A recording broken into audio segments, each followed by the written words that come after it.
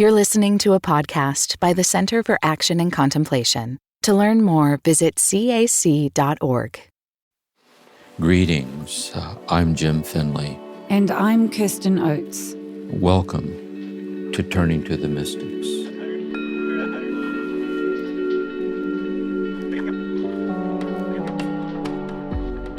Welcome, everyone, to Season 12 of Turning to the Mystics, where we're turning to Brother Lawrence and his teachings in Practice of the Presence.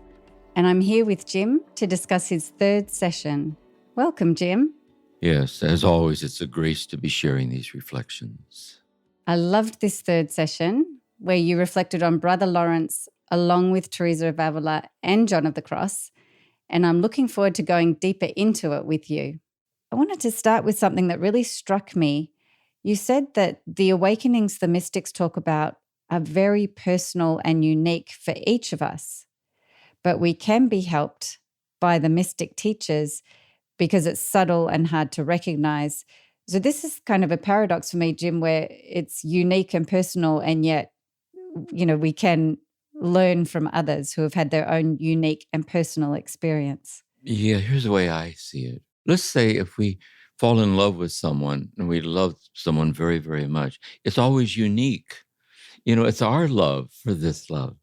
But the thing about it is we're participating in the unity of love. See? And that's why we recognize each other. We recognize love. Same way each poet is utterly unique when you read their poetry. But also you get into the stream of the poetic.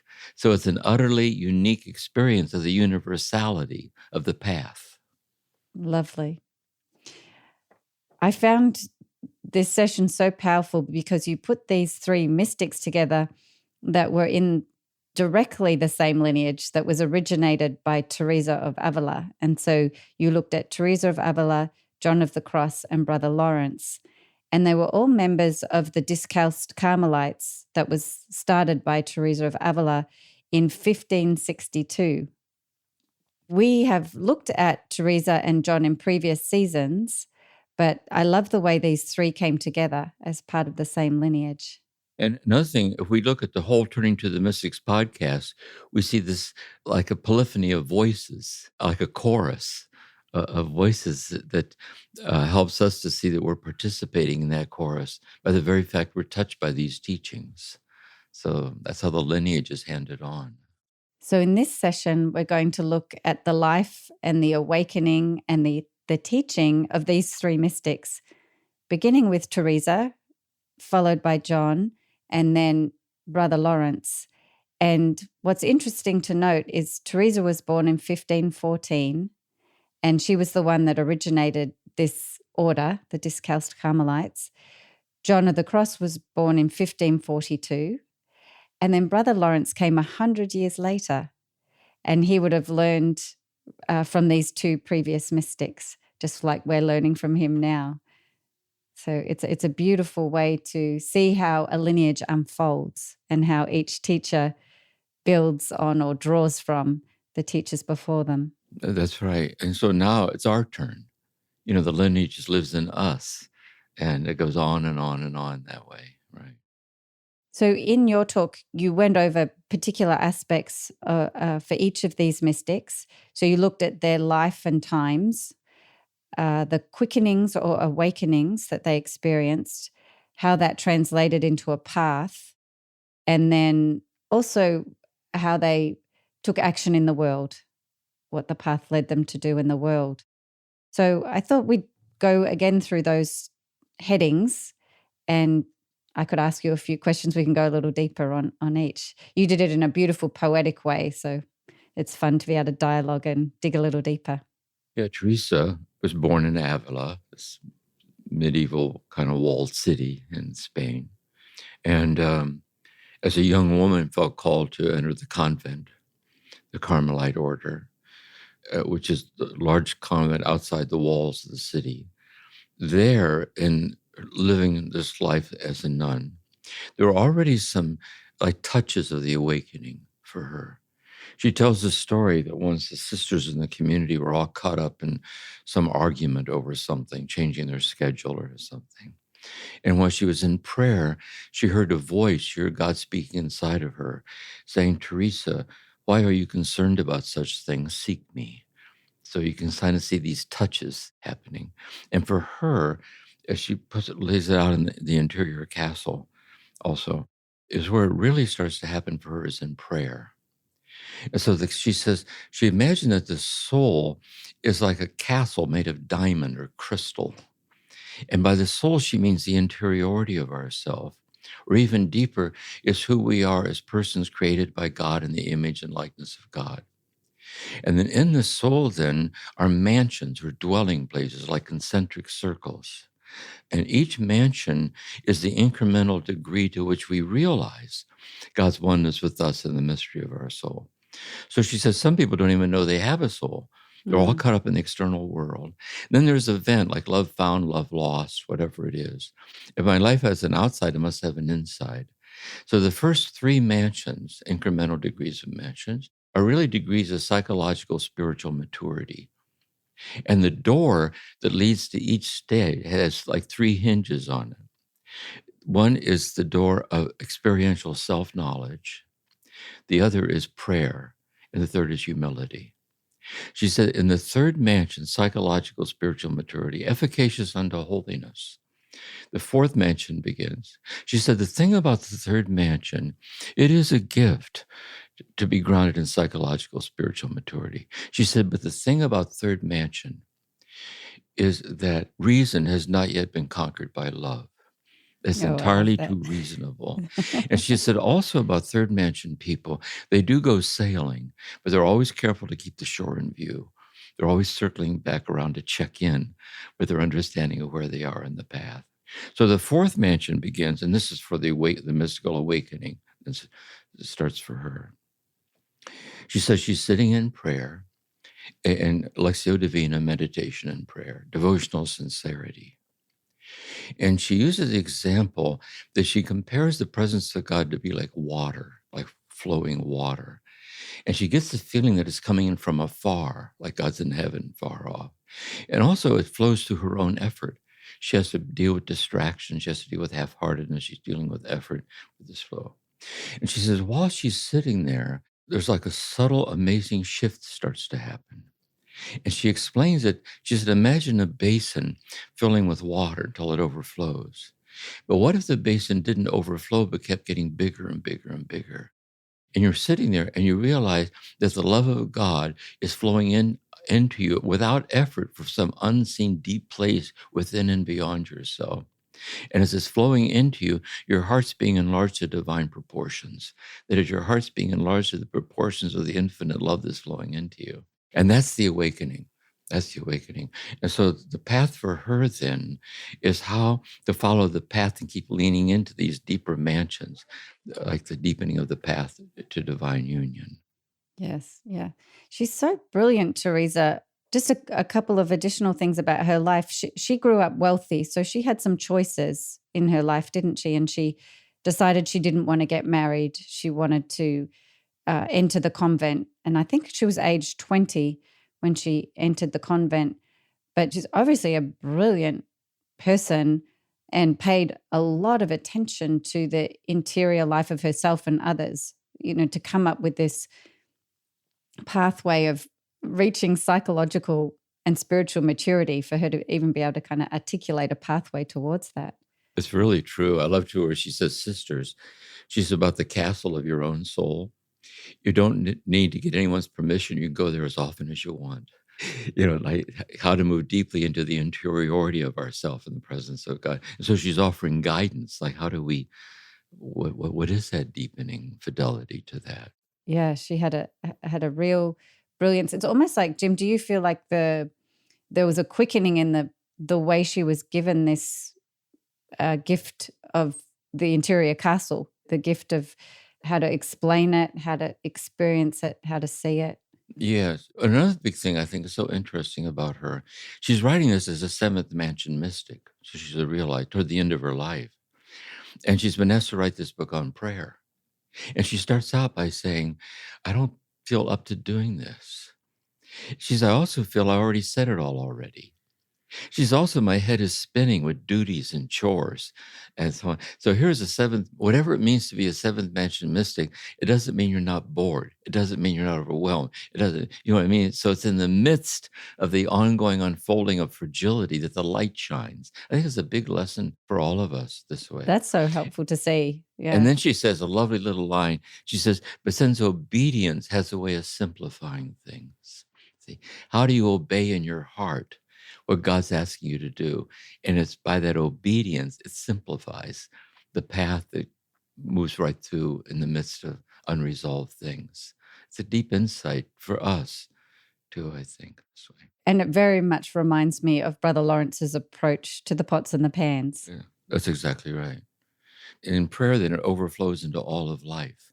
So there's like a consistency. And that sense of obedience, like he had a task to do in the monastery to support the community. So under obedience, that was his opportunity to find the presence. Yeah, to do God's will. Jesus said, my bread is to do the will of the one who sent me. See, what's God's will for me, which is really what his love asks out of me. And how can I obey the promptings of love? Another major turning point for her is in the fifth mansion. And she says, what happens in the fifth mansion is you're sitting there in this reflective state of the fourth mansion. And she says that the presence of God's oneness with you becomes so delicate, like so ethereal and delicate. You lose yourself in reflective consciousness. It isn't just that we know that we're here, but we know that we're here. Like I'm sitting here in my living room. So you're sitting there in the chapel or wherever it is you're praying. She talks about the prayer of quiet. And she said it's a quiet like an eternal silence. Or she talks about affective prayer, like a love. And here the love is the affectus, is God's love merging and giving itself to us. With such delicacy, we disappear. And the image she uses, she said, and then when you come back into reflective consciousness, you don't know if anything happened because you weren't there. And really it's death. See, really it's crossing over into death. And she uses the example of a silkworm. And she says a silkworm spins its cocoon and it disappears. And then who would believe it? It comes out as a butterfly. So you don't know if anything happened. But when you come out, you're like that silkworm. You come out, you return to yourself, something did happen. She says, this is in the fifth mansion. And now let us see what becomes of this little silkworm, for all that we have been saying is leading up to this. When it is in the state of prayer, meaning not her soul, it is dead to the world and comes out a white butterfly. Oh, the greatness of God, that a soul should come out like this after being hidden in the greatness of God and closely united to him for such a short time. Never, I think, for as long as a half an hour. I tell you truly that the very soul does not know itself. See, you lose yourself in yourself. I think of the difference between the ugly worm and the butterfly. It is just the same here. The soul cannot think of how it has merited such a blessing, since such a blessing could have come to it. I meant to say, for it knows quite well that it has not merited it at all. And so you wake up utterly beyond yourself. And what she's really saying, you wake up beyond yourself because you wake up in God, identified with you in love. It's this unitive state where you and God mutually disappear as dualistically other than each other, a kind of a transsubjective communion where you're none distinguished from each other, unexplainably forever. So this is not to say that we're God. Rather, it's through creation as an ongoing process. We're absolutely nothing without God. But it's our very nothingness without God that makes our presence to be the presence of God. And that's the truth of ourselves. What happens here, it starts flowing into consciousness. First in reflective consciousness, Lectio, meditation, and prayer. But now in a unit state, transcending reflection, transcending affect, transcending like just God in all directions. So you see then the restlessness of this little butterfly, though it has never been quieter or more at rest. Here is something to praise God for, namely that it knows not where to settle and make its abode. And she goes on to say, you don't know where to settle because wherever you land, anything less than God, you realize this is not the beloved. This is infinitely less than the infinite love that is transforming me into itself. And then she goes on to say, but it's in the acceptance of its nothingness without God. We discover the presence of God shining out from its nothingness. So everything has a certain sacred or divine quality and the simplicity, like intimately realized. And so that's Teresa. This is the path. Yeah. I wanted to link up just what you've shared so far. So this sense of prayer in the fourth mansion. So one question I have around Teresa's hinges. So she's saying prayer, self-reflection, and humility.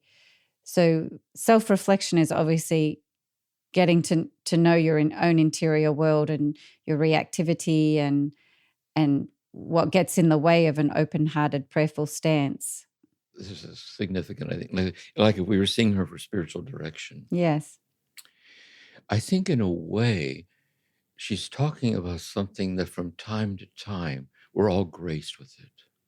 And that is to say, you're sitting there in kind of sincerity and simplicity. And sitting there, and in that state, it could be out walking in the midst of nature. It could be lying awake in the night, listening to your breathing. It could be the smelling, giving yourself over to the smell of a blood red rose. And what it is, it's like a transformative deepening of a subtle immediacy of presence. It's not happening out here. You can't show this to anybody. You don't even see it yourself, but you're interiorly quickened. It isn't that you're still, but you're stilled. You're interiorly, it can be very intense, and sometimes it is intense, rapture, but usually it's the opposite. It's so subtle. We're trying to calibrate our heart to a fine enough scale that we begin to pick up that delicate moment of this kind of resting in God, resting in us, beyond feeling, beyond words, beyond this. And then is the insight that in these moments of utter simplicity, like the touch, you get the insight that it isn't as if something more is given, but rather a curtain parts and the infinite generosity of God being poured out in the simplicity of ourselves is being poured out in every moment of our life. It's happening right now. So now the path for her is, how can I be healed from what hinders me from habitually abiding in this love that habitually is giving itself to me? And that's Teresa. See? I see. And so the self-reflective part is being able to look at what hinders me in my life. That's right. And I also think this with her, because her book is so full of these beautiful one-liners, it does flow into reflection, because she's using language. But it's a reflection of a certain, all these mystics this way, they have a kind of poetic transparency in the way they talk. Do I mean, they're talking, but it's not conceptualizable. But it is unexplainably realizing what we cannot comprehend. And the rhythm and cadence of their voice, it communicates and gives itself to us. And I think it's like that, I think, too. Mm-hmm. And then you talked about in this fourth mansion that there's this sense of the heart being enlarged, but it's you're not instigating it, that it's God's presence operating inside of you, flowing infinite love into you, but also enlarging your heart to be able to receive it at the same time. That's right. And look ahead just for a moment to Brother Lawrence. In that 12th letter where he says, where she asks, would you please tell, how did you get here? And he starts out by saying, the friend put me here. Mm-hmm. And so it's just like, you didn't do it. God in generosity gives it to you. But notice your very existence, you didn't bring yourself into existence either. The friend gave you your existence. Being poured out as your very existence. So it has that quality to it of gratitude for the flow of this giftedness. Yes. And I guess the prayerful stance that she talks about for us in our lives is that openness to God's presence in any moment, kind of the invitation for God's presence to reveal itself or expand our heart in any moment. Yeah, she says, sister, she says, if anyone would claim to be in the state that I'm speaking of, and claim that because they're in this state, they're beyond the troubles of day-by-day life. I would doubt if they're really in that state at all, because it's in the troubles of day-by-day life sustained by God. The word became flesh and dwelt among us, that it shines bright, in the midst of the details of the day, of the ups and downs of it all. She's so concrete that way. I love that. Yes. So the shift from fourth to fifth mansion. So in the fourth mansion, you're kind of experiencing this expansion of the heart, that God's expanding your heart to divine proportions.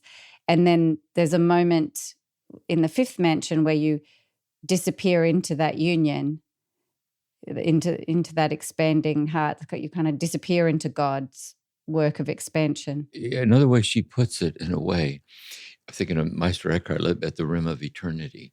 In the fourth mansion, you're at the cusp between two realms. See, you're still in psychological spiritual maturity, illumined by grace, Lectio, meditation, and prayer, and yet you're not there anymore. And we were mentioning, I think, in the previous talk, I don't remember, where in medieval philosophy class in the monastery, Dan Walsh, he was quoting Thomas Aquinas. He said, when it comes to spiritual matters, where should we begin? He said, we should begin where we are. He said, but where are we? And that's what she's raising. In one sense, I'm right here. I got my Bible open, and yet, see, I'm not even in my reflective self anymore. You know what I mean? I'm between, and then in the fifth mansion, it like tips over, into this divinity. Mm-hmm. This way where you kind of disappear from yourself. And then when you return, like a butterfly with tattered wings, this is not the beloved, but in accepting that it's infinitely less than beloved, it is the presence of the love presencing itself, as a sip of water, or standing up or sitting down, or looking out the window, as presencing itself as the flowing of the immediacy of what was happening, right, regardless of what's happening. Yes, yes. I think all three of these mystics, that in that turning, there's something that shifts about suffering as well. Like there's the suffering, the not enoughness, but also the suffering itself is somehow infused with God. And so even the suffering becomes something transformative for them in their lives. Yes, that's a key insight, really, here. Because you see, there is suffering, and she suffered. And she describes what her suffering is. She goes through it, especially in the sixth mansion, suffering just her difficulties and troubles and so on. But what she knows is the real suffering is that we're suffering from the depth deprivation of being experientially grounded in the infinite presence of God, pouring itself out and giving itself to us in our very presence.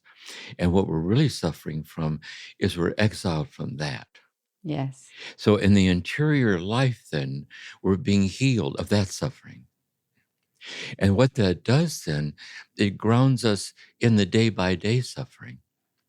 And she says, just as Christ suffered in this life, in the whole mystery of the cross, that we're participating in the mystery of the cross, this redemptive suffering. And you really feel that traveling through her lineage, like John of the Cross and Brother Lawrence have that same attitude. Yeah, and I also think this is a therapist working with trauma.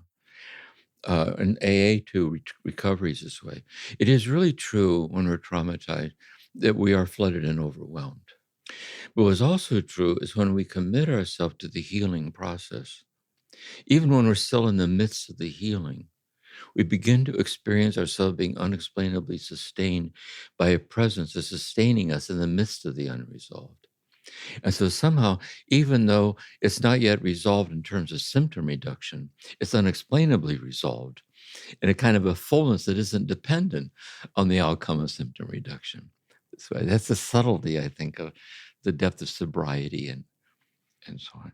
And it's the hope that when we die, the ultimate overwhelm, that we're transformed then into this unitive experience. Yeah. So if in this life we experience God's oneness with us veiled through the faculties of the soul, our mind, our will, our memory, illumined by grace, efficacious unto holiness. So this is our faith. The measure of that faith is love. God is love. And we live by hope. When we die, we're not annihilated, but consummated, and we move into eternal, unveiled union. What happens with the mystic is that God doesn't wait until we're dead to give us unveiled union. But the unveiled union, which is mystical union, is given to us in a veiled way. Because the reflective self that's transcended in it, we can't explain it. And that's what you were describing in the fifth mansion. That's right. We can't. Yes. How do you walk away? It's like there's a kind of a clarity about it. Another major turning point in all this too is where she goes to the sixth mansion, which all these sufferings that we go through, and really it's being unraveled by love till nothing's left of us but love. And then in the seventh mansion is mystical marriage.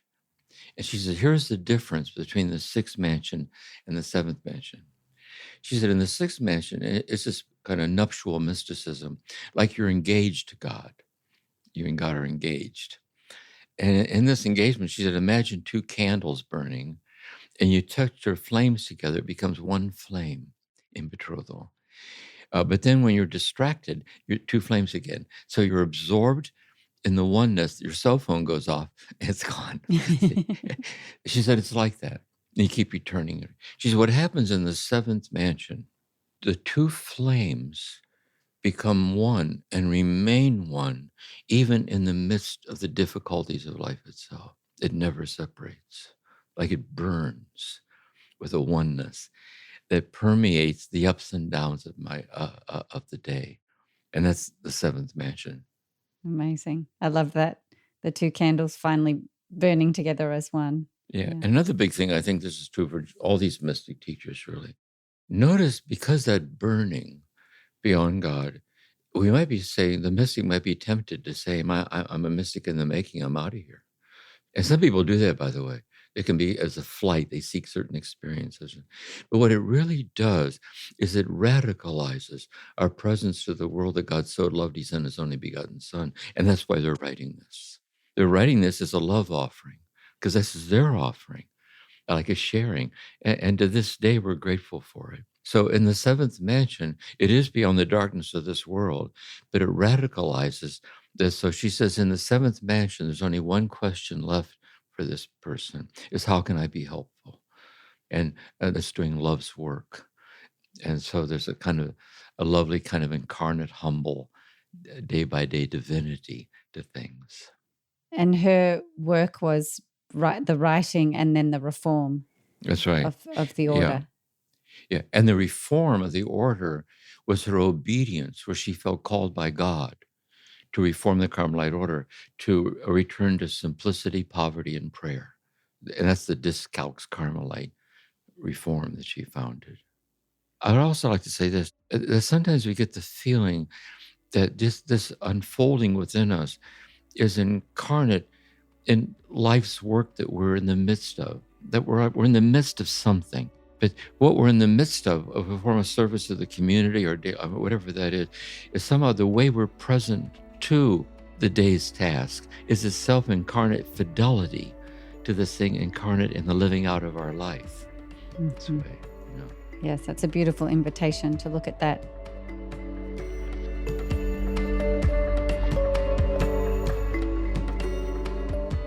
Turning to the mystics will continue in a moment.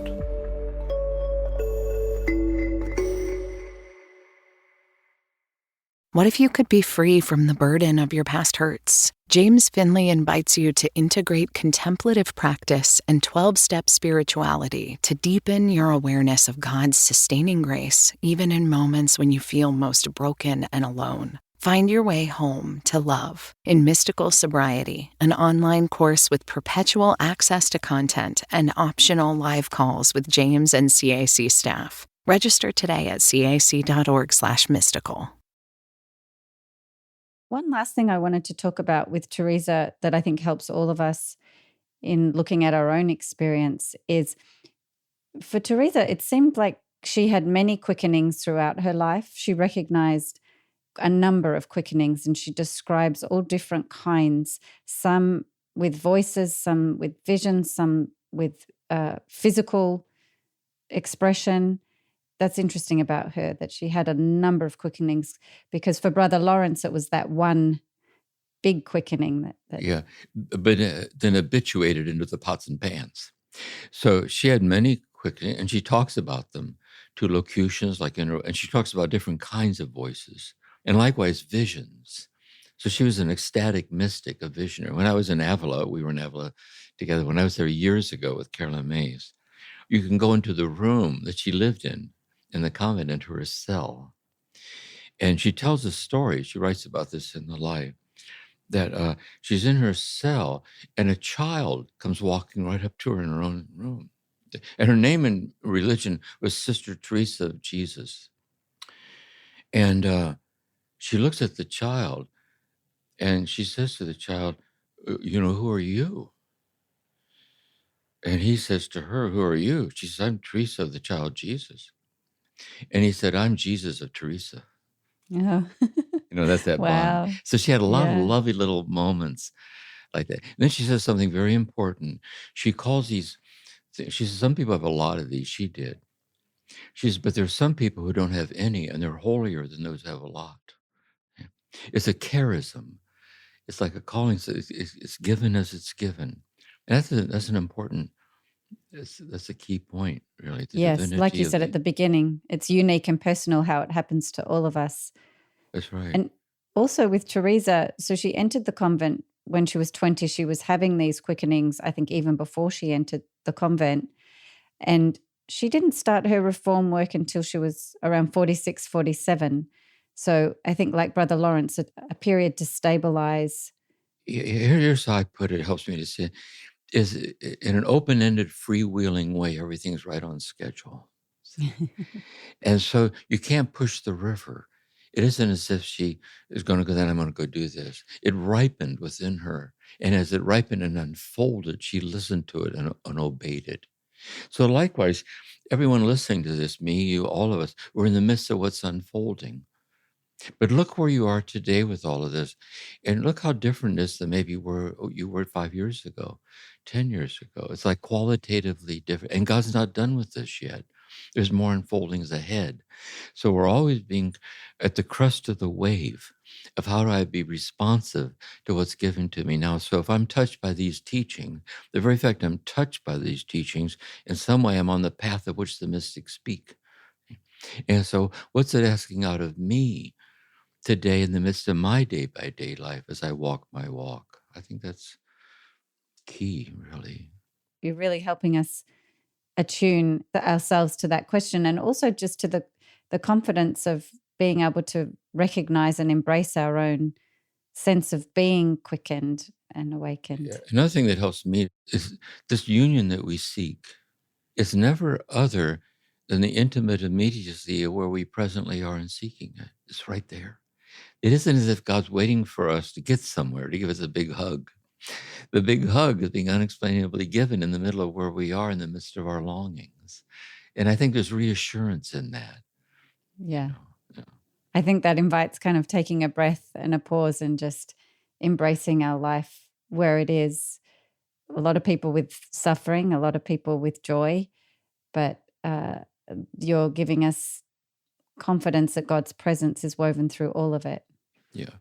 Another thing that helps me with all of this is what if tonight when we go to bed, what if tonight we're going to die in our sleep? We're not going to wake up tomorrow. And our daytimer was there with unfinished chores. We also had spiritual goals we were seeking, but it was unexplainably, infinitely more than okay, because death is the gate of heaven and eternal life. And so I think it's living in that sensitivity of the divinity of the unfolding of things. Beautiful. Well, that's the perfect segue to start to look at the life of John of the Cross. So Teresa was given permission to set up 2 houses for men who wished to adopt her reforms. And so she met and obviously found a kindred spirit in John of the Cross. And she asked him to help her with the reforms. And that's how they got started together. Yes, that's exactly right. And at the time, he was just newly ordained. She was in her 50s. She's quite a lot older than he was just a newly ordained priest. But she recognized the holiness in him. She realized that he was already living which she wanted to be embodied in this reformed order. And I wonder if his different upbringing may have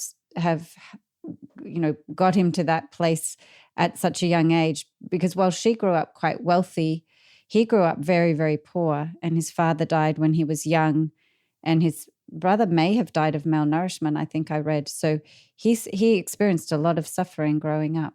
My understanding is this, is that our upbringing, the leading up to the awakening, is God leading us in our upbringing. So if you're wealthy, God's leading you in your wealth. And Teresa was wealthy and lived in all of this business. Another thing about Teresa, what's interesting, is that this was doing in the Catholic Church in Spain. It was just very intense anti-Semitism, to the point that anyone who was a Jew had to leave Spain or become a Christian. And Teresa's, I think it was her mother, was Jewish. It was her father. But she never mentions it. So she had her own, she's privileged, but it wasn't without its own burdens and so on. But I think our path up till now is providentially the path in which we have been brought to this place. And so for him, it was like Brother Lawrence, his was poverty. And in extreme poverty, what's interesting, he went to a Jesuit school that taught poor children. And when he felt called to the priesthood, he didn't feel God was calling him to the Jesuits. He felt called to the Carmelite order. It's very interesting, like a discernment, a spirit. And that providential discernment as the Carmelites, that he was ordained, and Teresa goes to him that way. Is it true that he also thought of being a hermit? He did. He was thinking of being a Carthusian. It's a cloistered order of hermits founded by St. Bruno. It's still there in the church as a cloistered order. And Thomas Merton wanted to go to the Carthusians for a while, but Abbot stopped it. So you can see where he was headed. He wanted to go to the solitary, mystical, like the early Desert Fathers and so on. But he felt God was calling him to the Carmelite order. But she said, you don't need to go Carthusians. Why not turn Carmel into that? And so the nuns were cloistered, but the priests were committed to a deep life of prayer, but they had ministry, parishes working with the poor, and so on. And so he accepted the reform. He said, I'll help you with this. And then where Teresa talks about many different quickenings, with John of the Cross, is this more like this one very, very deep experience? I would say let's do the main experience first. Yeah. Okay, the main one. But he also had many quickenings, because in his collected works, the Ascent of Mount Carmel, the Dark Night of the Soul, the Spiritual Canticle, it's all these unfolding things. But let's start with this initiating one. So like with Teresa, she's sitting there with this fourth mansion begins. What happened with John of the Cross, he felt called to this reform. So he told the priests, and they were the ones who taught him scripture, one who taught him theology, about the reform to return. They didn't appreciate the implications that they needed a reform. And so they told him, they said, look, you're just newly ordained, back off. He said, I can't back off. So they arrested him and put him in a little cell in the monastery. And it was cold in the winter. It was there for 9 months to repent and give up the reform. And it was dark. There was just a little bit of light coming in through an opening at the top. He was given very poor food. And for a long time, he wasn't given anything to read or write, just in the dark. And they would bring him out on a regular basis, strip him to the waist, and whip him. Just shows you how powerful the church was at the time too, right? Yeah. It had its own rule. Oh, not only was it powerful, it was diabolical. And it's broken to something, Jesus Christ, are you kidding me? Anthony Padovano says the only two worthwhile things to come out of Rome are the mafia and the Roman Catholic Church, because they make you an offer you can't refuse. See, so they were giving him an offer he couldn't refuse. But he said, I have to. And here's what happened to John of the Cross. It's what happens when we place our faith in those who represent God rather than in God. He lost refuge in the church. These were his professors, the priests that he looked up to. And he fell into a lost state, utterly lost, like a darkness. And it's in that darkness that the light shined. O night lovelier than the dawn. And that's where the poetry comes from. This poetry started flowing out of him this way, this beautiful love poetry about the love of God. He calls it the dark night. But he said, really, what the dark night is, our finite eyes are being blinded by an infinite light that shines unexplainably and gives itself to us. And it's in that he then, which he attributes to a miraculous event, he was allowed to escape. And he returned to the convent where Teresa lived. And the nuns, they read the poetry. They said, "It's so big. What's it mean?" So he takes his poetry, takes one stanza and takes 30 pages saying what that one stanza means. Then he takes another one. It's very interesting. It comes out as poetry. And it's distilled out this way into these insights, into these transformations. And it's intended to help us, because the things he's singling out are the kind of things that people experience that are being led to this. Because he says he realizes in the beginning, it's very difficult at first to realize that such unitive language could even apply to you in the midst of your foibles. And so what's it mean to be an amazed beginner?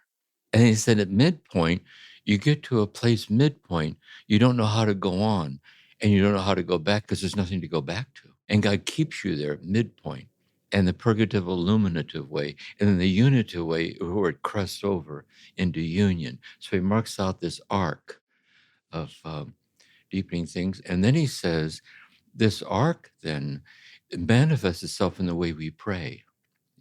So in the first stages of the arc, it's Lectio Divina, meditation and prayer. But then what he says is, what happens in prayer, and I want to read a seminal passage here in John of the Cross. What happens in prayer is that you're sitting there in the rendezvous with God with insights and consolations in your journaling. And God sees that you're overly attached to the finite ways of experiencing the infinity of God. And so God then takes away your ability to be consoled by finite things. So the purification of the appetites of unconsummated longings. So you go to the rendezvous with God, God doesn't show up for the rendezvous. And the solace of the consolations, the solace is gone. There's no solace. And he said, in the dark night of the intellect, he says, imagine someone born blind be told about the color yellow. They would know through faith that the color yellow exists, but because they're born blind, they wouldn't know what it is. So too, we say God is eternal, God is love, but we don't know what it means. We don't know what any of this means. See? And so there's the loss and reflective consciousness, the dark night, and so on. And so then he gives guidelines of how to discern that you're being called into this unitive state. And he gives 3 signs. This is book 2 of the Ascent of Mount Carmel, chapter 13. The first sign, this is spiritual direction now, discernment. The first is the realization that one cannot make discursive meditation or receive satisfaction from it as before. Dryness is now the outcome of fixing the senses on subjects that formerly provided satisfaction. So you open the scriptures, you light your candle, nothing there. See, there's no satisfaction in it. However, as long as one can make discursive meditation and draw satisfaction, one must not abandon this method. You must try to push your way through into mystical union.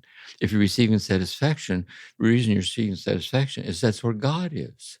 That's where your holiness is. Continue with your Lectio, continue with your prayer, continue with your life.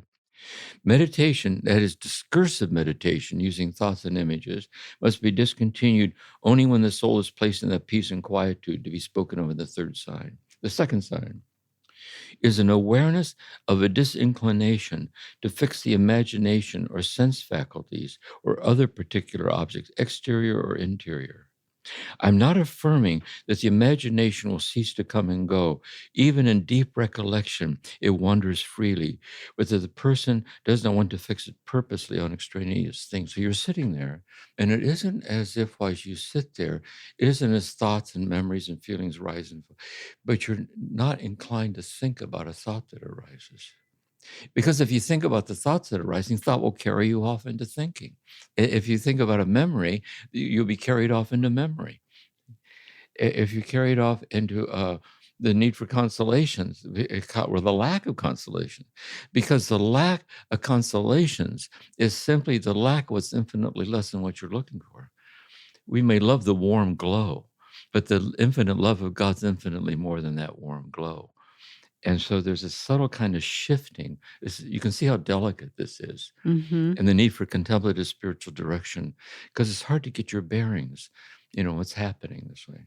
The third and surest sign is that a person likes to remain alone in loving awareness of God without particular considerations, in interior peace, quiet, and repose.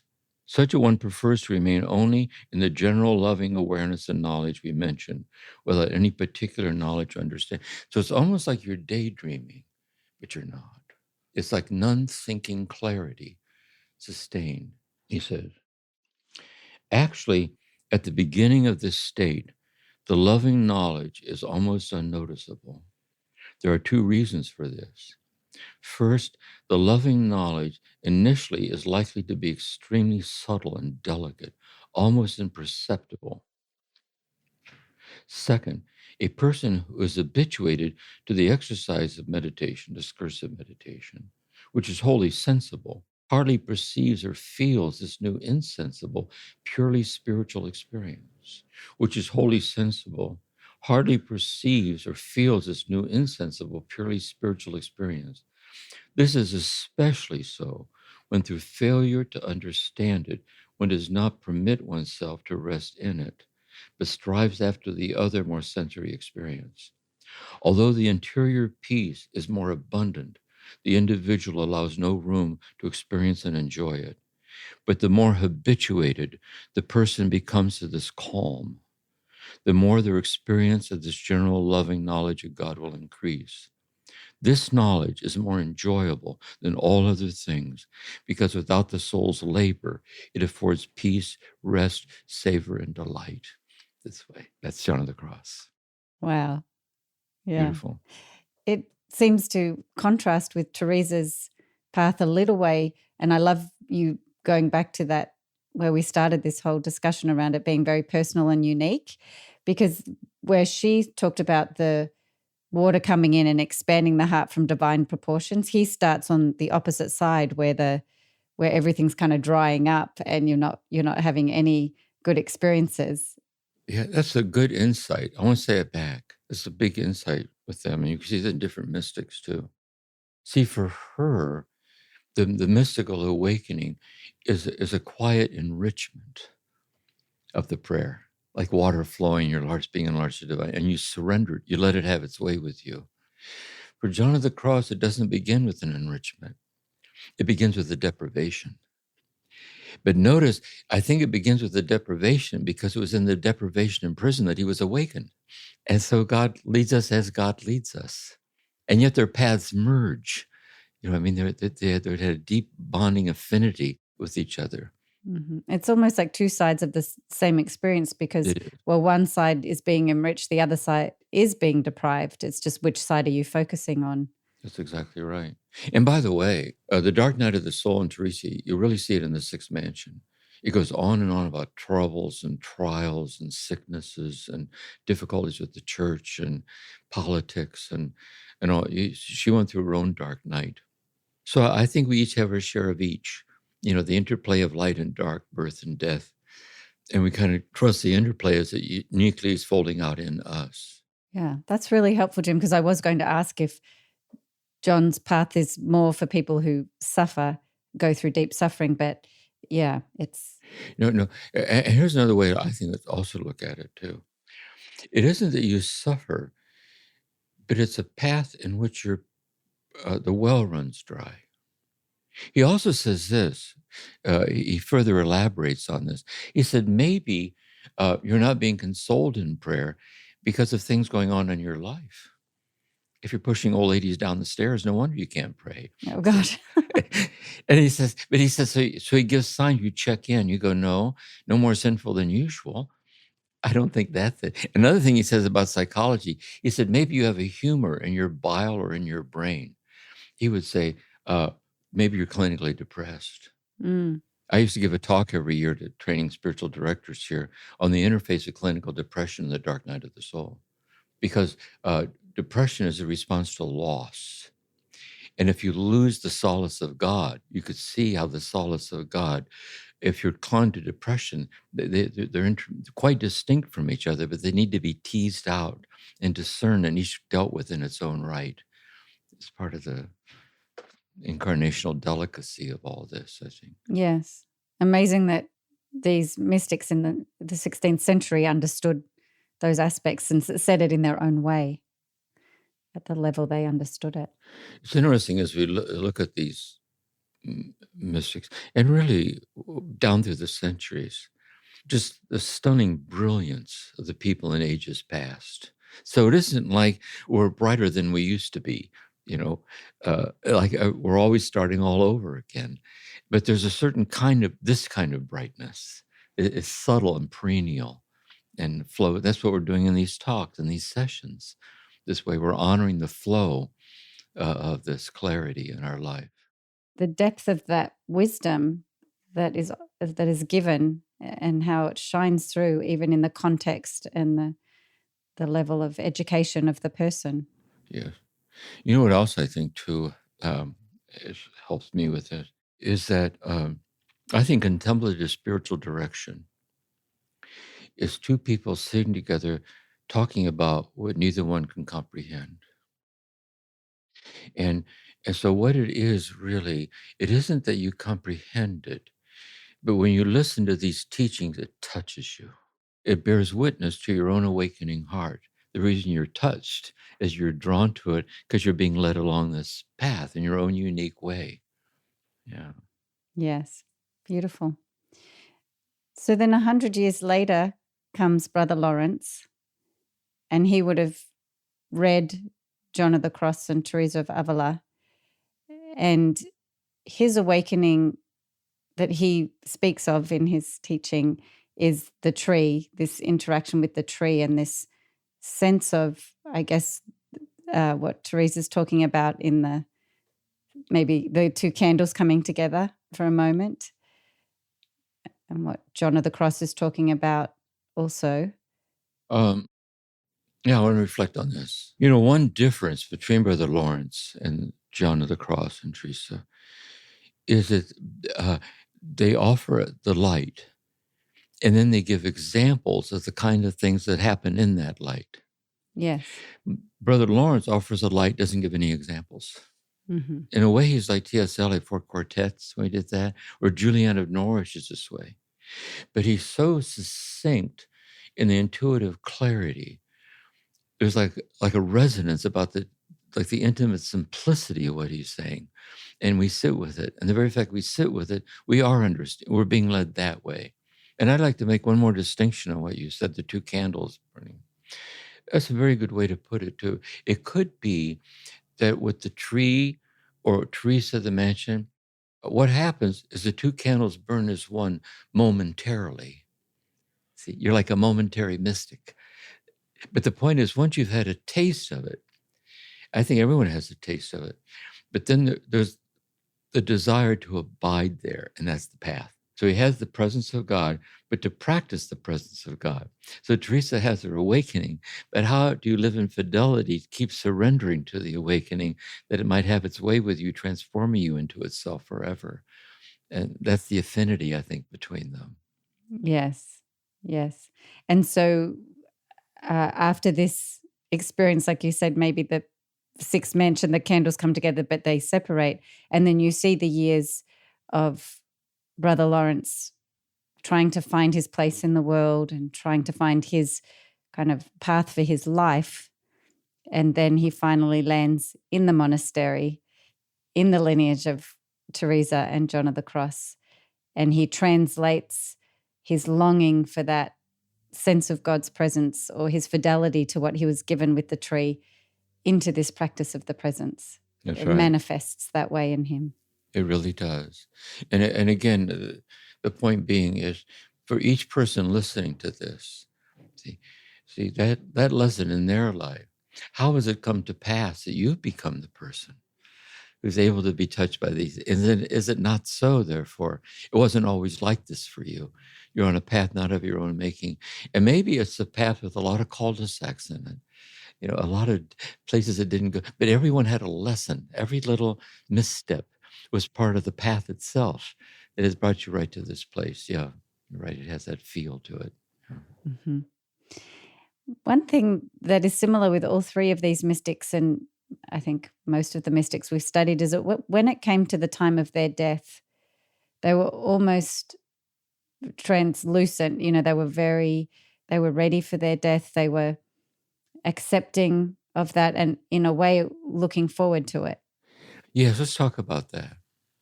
Because by their fruit you shall know them. And so that's what's so touching about the 12th letter. He's dying. And it just shines with a kind of deep kind of clarity and peace. It was interesting with John of the Cross. When he knew he was dying, he had a choice of which monastery to go to. And the superior, John of the Cross, was his spiritual director. And he really just had deep reverence for John of the Cross. The other one was one of the priests that used to whip him. And even years later, still tried to get him out of the order. And he chose to go to that house. And when he was on his deathbed, it says that he called the superior in. And he said to the superior, whatever I've done to contribute to the difficulties between us, I apologize. And said the superior came out and wept. So you get this tranquil, the death. And why is that? I think it's because in the mystical awakening, there was an interior death to everything less than the infinity of God pouring itself out as life itself. And even with all of our brokenness, we see that when love touches suffering, the suffering turns love into mercy, and the mercy is oceanic, which is Jesus. It's the gospel. It's the gospel. And they so lived that mercy that when they died, it's like I've already been here for a long time, actually, like this way, and crossing over into this eternal life. Right. Mm-hmm. And Teresa died out on the road. Is that correct? She was in the midst of her reform. She did. Oh, when I was in Ávila years ago, she had to go on these long journeys on foot. She was elderly and ill. Her health was fragile. And she was going to one of the foundations. When she was there, she fell critically ill and died. And I got to see the room she died in. They kept the room exactly the same. The bed she died in, the cover, everything's exactly so mysterious in a way. They all died still in the midst of taking the loving action they felt called to on their path. Yep. And I also think this with both of them too. I think they were respectful. They honored still doing the work, but they honored it by honoring their limitations. Otherwise, there'd be ego. I'm going to push ahead. There's something about the fragility of aging that you betray the path if you don't listen to the fragility, because the fragility of your aging is God.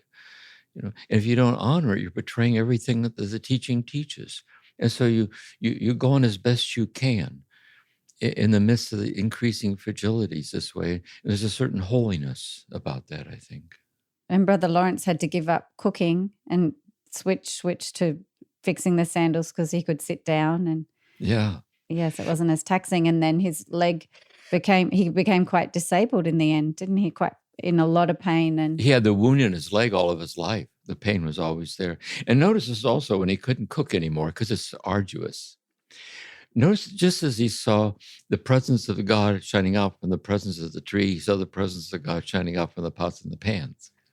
So when he couldn't do that anymore, and he was sitting there making sandals, he didn't sit there going, oh, cripe, sandals. How can I get back to those pots and pans? Because God's the infinity of the sandals, and God's the infinity of the fragility that requires him to do the sandals, and that's love. So that's a lovely lesson there. Yes. And then even in the end, when he was bedbound with the pain and the suffering, I think there's something where he says, I would rather keep this suffering and my connection to God than lose both. That's right. He did say that. And notice, by the way, the mystical understanding of the gospel, this is how Jesus lived. My bread is to do the will of the one who sent me. And on the cross, greater love than this has no one. He lays down his life for his friends. And the light of the transfiguration where the divinity in him shined out. And notice also that when he rose from the dead, this way he rose with his wounds. and ascended into heaven. So it's like the eternality of the suffering story glorified by love, that everything's eternal, including our suffering in God, but it's transformed by love. And so what the mystics are saying, even now in the midst of the suffering, it's already transformed by love in the midst of the suffering. That's the enigmatic subtlety of this, I think. Well, before we close, I'd just love to ask, these three people, and then you brought up Jesus as well, they can be quite intimidating role models. And we might look at them and feel our lives and our paths are fairly inadequate compared to some of the things they've done and left behind. How would you help us see our lives in relation to that? Yeah, I tell this story. When I was in the monastery right out of high school, I was reading Teresa of Ávila, Interior Castle, and I went into Thomas Merton for spiritual direction. And I had my copy with me, my little bookmarks. And I said to him, I said, I'm reading The Castle. And 18 years old, right? And I said, the way I see it, I think I'm in the fourth mansion. I said, but if you think I'm only in the third, be honest with me, I can handle it. That's what I told him. And he said to me, it's none of your damn business what mansion you're in. Isn't it interesting? The spiritual life should free us from a preoccupation with ourselves. It just so often becomes another way of being preoccupied with ourselves. He said, but understood in the right way, it's extremely helpful to understand what's happening to you. So in a way, it's intimidating. But when I sat with Merton this way too, or Brother Lawrence, with these people, if you went to see them, I think you, again, with all of them, I think you get this feeling you're in the presence of a very present person. Yes. You also get the feeling you're in the presence of a very present person in whom the presence of God is shining out from them. And you'd also get the feeling that they're very attentive to you, because they see the presence of God you see in them. They see it in you. And when you say, I'm not up to it, they're always like, relax. Just chill it. It's already unexplainably true. Relax. Let's talk. And it kind of, you know what I mean? It gets calibrated down to the sincerity of your longing as God. And I think it's really true. Yeah, beautiful. Well, thank you for sharing some more insights about these three mystics that we can all consider part of our lineage as we listen to Turning to the Mystics, and an invitation to learn from them and feel the love that they shared with the world through their work and their teaching. Yeah, very much so. Yeah, it's beautiful. Thank you. Lovely. Thanks. And thank you to Dorothy, who's in the background, and to all our listeners. And we look forward to seeing you next time.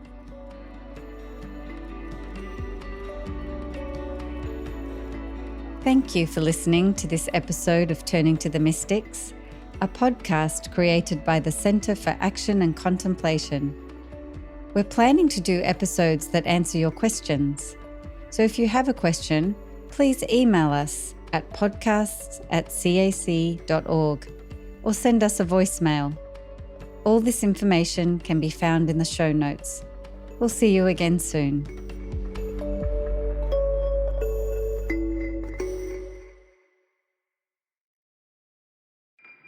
Do you feel called to walk a more contemplative path? The Center for Action and Contemplation is an educational nonprofit supporting the journey of inner transformation. Our programs and resources will help grow your consciousness, deepen your prayer practice, and strengthen your compassionate engagement with the world. Learn more about our resources, such as publications, podcasts, email series, and events at www.cac.org.